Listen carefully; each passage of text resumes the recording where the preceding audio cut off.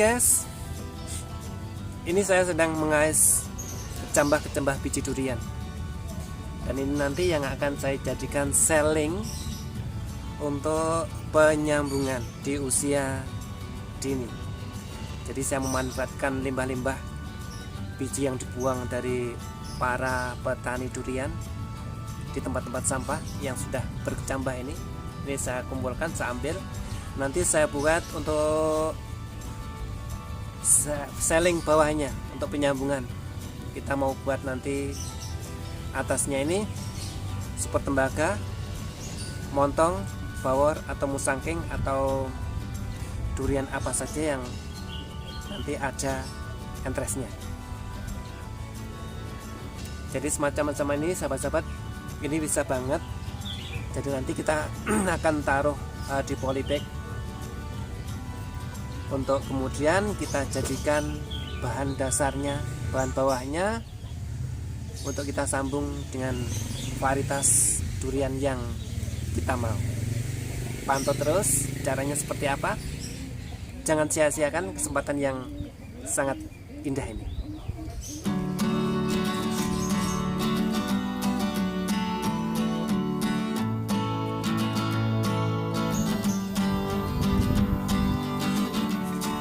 Selain mencari cambah-cambah yang sudah seperti ini sahabat-sahabat, saya juga ngumpulin biji-biji ini. Ini kebiasaan untuk petani-petani yang ada di kampung. Bijinya ini tidak dimanfaatkan, dan ini biji ini mau saya manfaatkan untuk pembibitan. Jadi inovasi ide kreatif untuk mengurangi budget kita untuk pembelian bibit. Jadi bibit kita akan buat sendiri dengan cara seperti ini.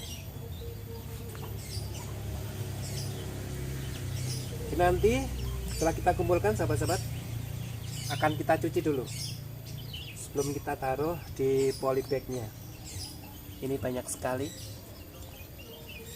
jadi sahabat-sahabat bisa mendapatkan ini. Mungkin kalau di tempat sahabat-sahabat bukan area petani durian, biasanya di penjual-penjual durian yang di pinggir-pinggir jalan itu, ini tidak dimanfaatkan. Jadi ini bisa kita gunakan, kita manfaatkan sebagai bahan untuk pembuatan bibit yang ekonomis. Pantau terus dalam Supriyanto Herpapan yang akan memberikan tontonan sekalian edukasi untuk mengeluarkan ide-ide kreatif sahabat-sahabatku. Cambah dan biji durian.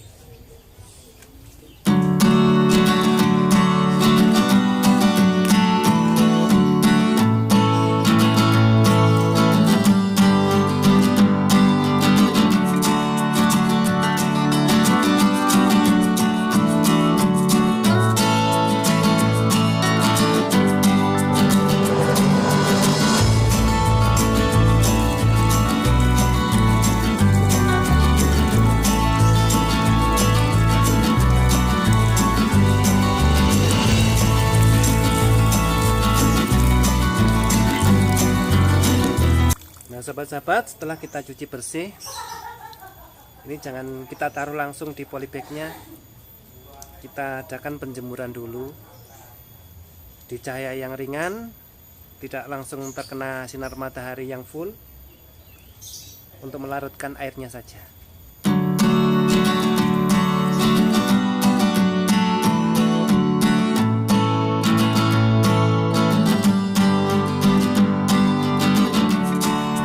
Dan untuk penjemuran ini sahabat-sahabat, jangan terlalu lama ya. Kita kondisikan antara 2-3 jam saja, supaya nanti tidak terbakar oleh sinar matahari sebelum kita pindahkan di polybag.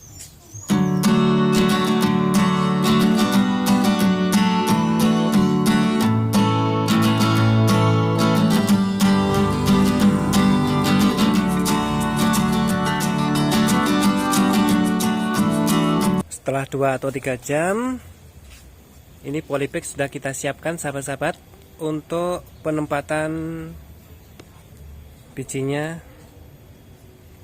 sesuai dengan yang kita mau kita taruh 1, kita taruh 2, atau kita taruh 3. Sudah berkecambah ini, sahabat-sahabat bisa langsung masukkan di polybagnya, khusus untuk yang sudah bercambah.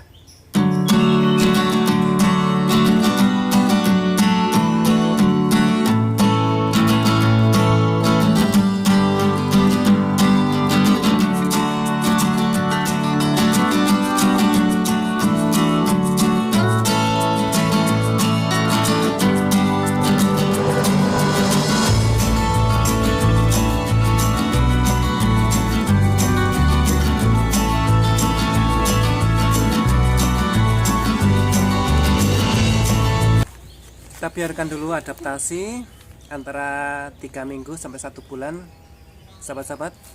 Baru kita nanti adakan penyambungan sesuai yang kita inginkan. Mau musangking, mau montong, mau bawor, super tembaka, duri hitam, suka-suka sahabatku.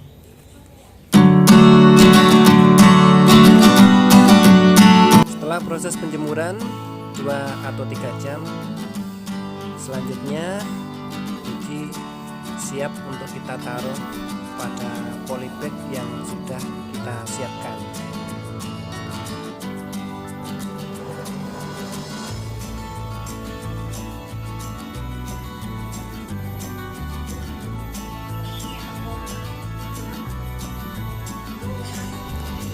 Dan untuk tip penanamannya, sahabat-sahabat, biji ini jangan kita masukkan full ya, jangan masukkan setengahnya, jadi kita masukkan sepertiganya saja. Ini pengalaman saya waktu pertama dulu masih belajar, saya masukkan semuanya busuk dan tidak tumbuh, jadi kita masuknya hanya sepertiganya saja.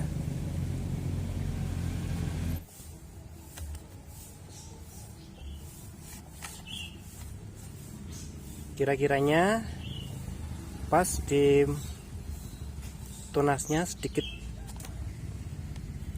jangan sampai tertutup tanah semuanya.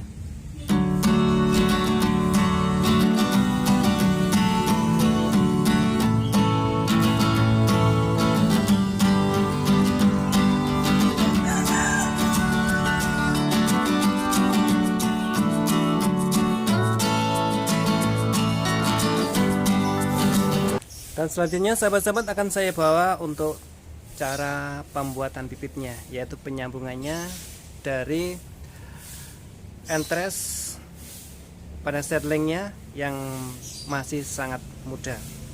Dan kenapa saya menggunakan seedling yang masih muda? Seedling yang masih muda ini kambiumnya sangat banyak, jadi proses pelengketannya akan lebih cepat dan lebih maksimal lagi, dan keberhasilannya 99%.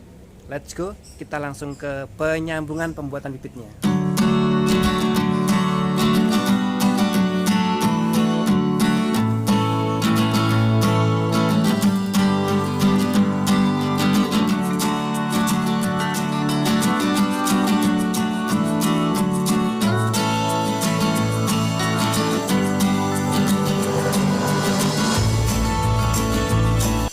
Nah, sahabat-sahabatku, sebelum kita ke proses penyambungan yang paling krusial dan mendasar sekali, yaitu pemilihan entres.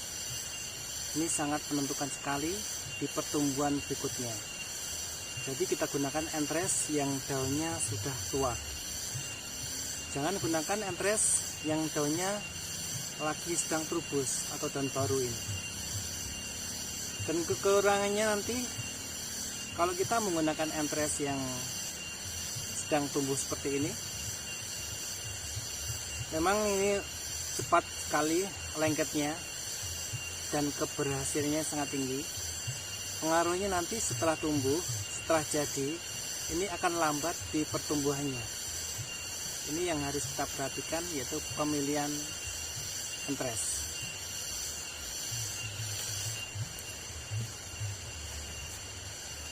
Dan kita menggunakan seedling untuk bawahnya ini, sahabat-sahabat, Ini yang baru umur 1 bulan setelah kita tanam dari bijinya. Kenapa kita ambil yang masih dini seperti ini?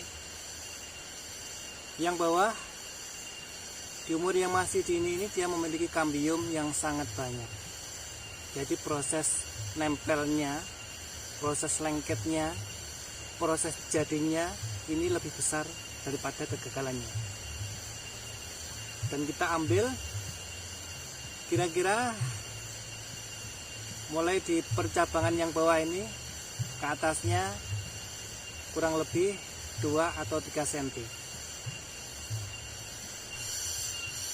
Ya, sahabat-sahabat bisa menggunakan teknik sambung miring, bisa juga kita langsung sisip tengah. Dan ini akan saya peragakan sahabat-sahabat untuk yang langsung kita belah di tengah saja, untuk memudahkan kita sebagai pemula untuk belajarnya.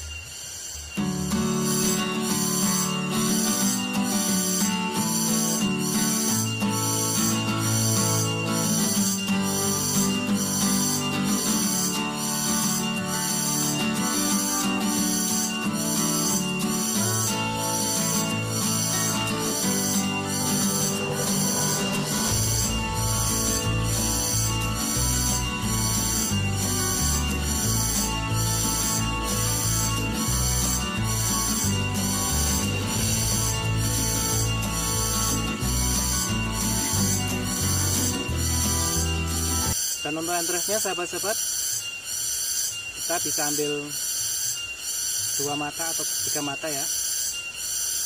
Dan ini akan saya gunakan untuk 3 mata. Ada teman-teman yang daunnya dipotong habis dan ada yang disisakan. Dan ini saya gunakan untuk yang disisakan saja. Gunanya untuk apa? Supaya nutrisi unsur hara yang masih dari selengnya ini akan kehisap oleh daunnya ini.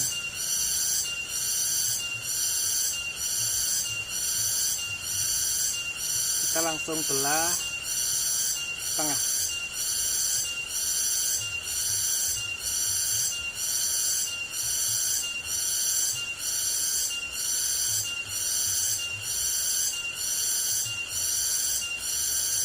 Oke.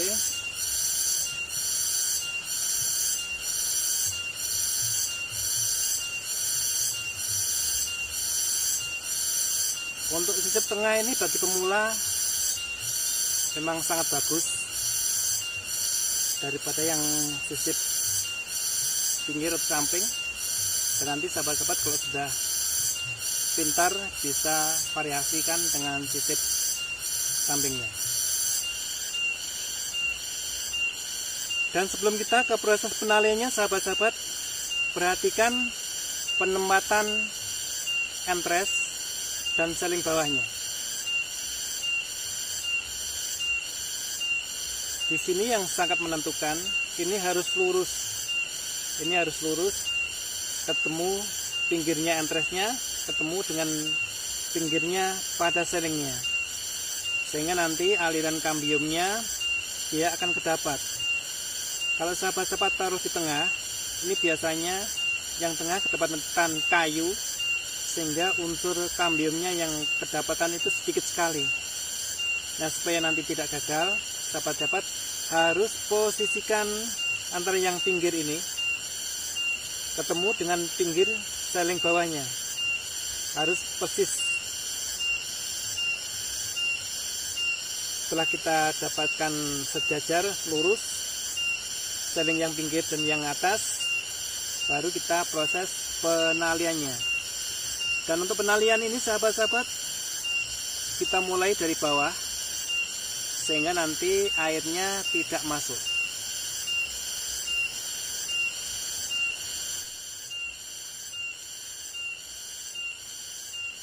Untuk talinya sendiri ini sahabat-sahabat bisa gunakan plastik PE ataupun plastik untuk pembuatan es lilin.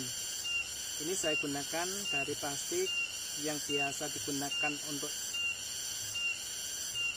penempatan pengepakan es lilin.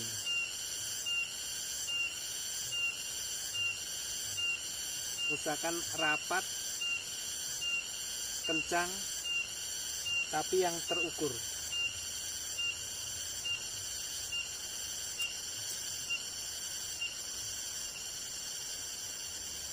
Proses awal pembuatan bibit ini sudah selesai. Sahabat-sahabat bisa ikat ataupun bisa seperti yang saya tadi, tapi dengan perasaan yang terukur. Dan untuk sungkupnya pula, sahabat-sahabat bisa gunakan sungkup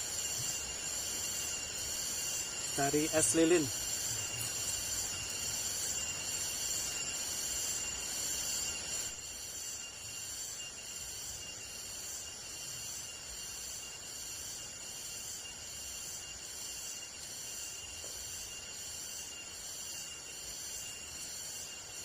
Jangan lupa untuk yang bawah, biar timbul rasa hangat,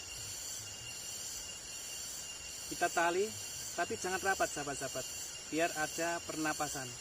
Memang ada teman-teman kita yang lain yang dia mengikatnya rapat, tapi kalau saya tidak saya rapatkan, jadi masih ada oksigen yang keluar masuk sebagai napas untuk entresnya ini.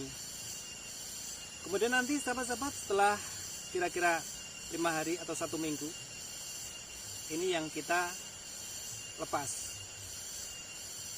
Kemudian untuk yang atasnya ini baru kita lepas, kita monitor. Setelah ada pertumbuhan, ada turbus baru dari entres yang kita pasang ini, perlahan nanti kalau sudah ketemu daun 1 atau 2, ini bisa kita lepas, tapi tidak langsung dengan sinar matahari ya sahabat-sahabat. Jadi harus kita beri penempatan. Bisa di atasnya kita kasih paranet, tetap kedapat sinar matahari, tapi tidak langsung, supaya sinar ultravioletnya atau kejatuhan air hujan ini tidak akan mengganggu proses untuk pertumbuhan berikutnya. Proses pembuatan bibit mulai dari biji sampai jadi. Dan yang sahabat-sahabat lihat di samping ini, inilah hasil karya pembuatan bibit sendiri. Ini dari varian montong sahabat-sahabat. Demikian tadi sahabat-sahabatku yang mereview untuk pembuatan bibit mulai dari aparsemen biji sampai penyambungan, dan hasilnya sudah saya pertontonkan untuk sahabat-sahabatku tercinta. Jadi sekarang sahabat-sahabatku, setelah melihat tontonan edukasi dari saya, silahkan untuk memprestasikan diri sahabat-sahabatku untuk membuat kebanggaan pada anak cucu kita. Jadi nanti anak cucu kita akan mengatakan, wah ini kemarin durian ayahku yang menyambungnya, ini durian kemarin durian montong ayah sendiri yang membuatnya. Jadi ada unsur kebanggaan diri kita yang diungkapkan oleh anak cucu kita. Jadi kita tidak hanya terpaku untuk membeli saja, jadi kita bisa menciptakan prestasi untuk pembuatan bibit sendiri. Akhir kata, assalamualaikum warahmatullahi wabarakatuh. Salam pertanian Nusantara.